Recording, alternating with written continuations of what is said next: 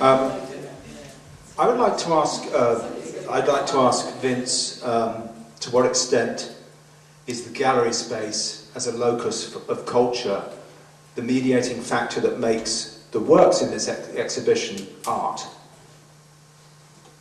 Yeah, it's an interesting question because, of course, by the presentation that I just made just basically argues that we should step outside of that sphere and engage in a kind of will to art. And so if I can be messy here and over-determine the answer, I want to pick up a little bit about this question of unskilled, which has to do with the notion of bricolage. And if we have read Levi-Strauss, from which that term comes, he uses that to talk about the so-called savage mind and essentially to make an argument that it's not inferior, it's just different.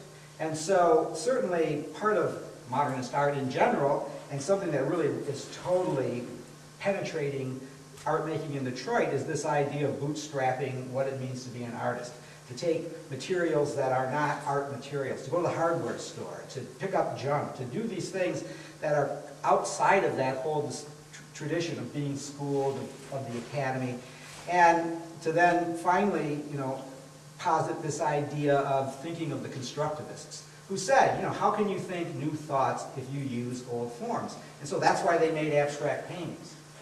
So the fact that I thought, just some of these using prefab materials and stuff that's found, all is a way of basically walking away from that notion of artist as an identity. Because, identity is a form of self-colonization, right? And that's something that we get from various systems of pedagogy, and I'm as guilty, I guess I'm as guilty of that as anyone, since I teach too. And sometimes I ask my students, why are you here? Every great artist was a dropout. What the hell are you doing here? I'll take the money. I'll cash the check. I need the bread. But so I think that what I want to say is that this, the gallery provides a certain kind of virtual space. But what I would like to see more of is, stepping out of that space. And this actually is a comment on something that Rebecca said. With respect to public art and curatorial perspective. And again, part of my presentation is to say that the people who just went out there and did it are the ones who are doing interesting stuff. And if you look at social movements, the history of those, it was always the people who just went out and did it, who pioneered the civil rights movement, feminism, all these, the union movement, all these kinds of things. It was only when it created a certain kind of critical mass that finally authority stepped in and said, we got to figure out a way to regulate this before they run us over. And so, that's kind of the idea that I'm proposing with this notion of the common. Taking it into the common land, as it were. Yeah, but can I respond to that Yes. just real quick? When I say curating, I don't mean selecting what the vision is. I just mean even when the artist has an idea, like if you take Scott Hawking's work, for example, he'll tell you that it was a real struggle for him to, stay in there 10 hours a day for, however long he was in there building that piece. He was going to do it anyway, but it would be nice if he could get some sort of support. So if there was some sort of organization he could go to and say, listen, I'm doing this, like it or not, and can you help me? Can that be done without it being interfered with from above? Yeah, it's done all the time in other cities.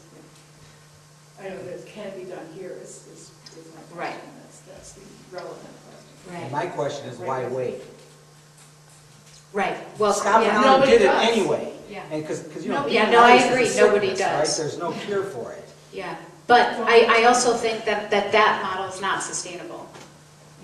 Sooner or later, Scott's going to stop doing that. Well, if you look at your case of outsider art, it didn't start Henry Darger.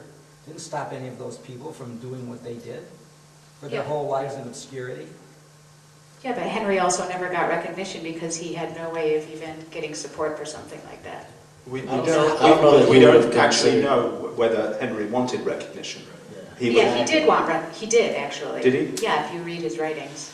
Did you ever And if meet you- him, Rebecca? Actually, I was good friends with the woman who was his landlord. So yeah, they're first person accounts. Poor Henry then. I always felt that he was working alone, like No. the person in the Duchampian proverbial mud hut, you know. That's interesting.